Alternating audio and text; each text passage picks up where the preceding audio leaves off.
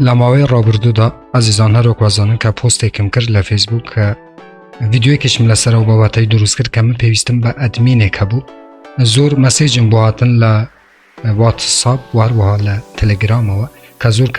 که سپاسی ایوه کم بر رزانم ایوه چاوی منن که زور که بیستی بیتنا و چنلی خوتان که چنلی بدسنانی پارل انترنت و ببیتا ادمینی چنلی یوتیوبی بدسنانی پارل انترنت. بلان یک شته عزیزان اموی با کرتی بو ایوالی رانه باز بکم چون که من گوتم عزیزان که من پیرانه قدیم پیرانه اگشتم که ویدیو کان براستی دروز بکم چون که من جگل دروز کردن ویدیو کان چندین کاری ترید و تحلیل و هر به نسبت کریپتوکارنسی و هر چی بابت کریپتوکارنسی بید من روزانه نزدیکی 17 تا 18 ساعت کار لسرم بابتانه اکم. بلام عزیزان من پیوستم به کسی که براستی بید ویدیو دروز بکد چه به دنگ بی هر وکو من که تحلیلی دراوکان بی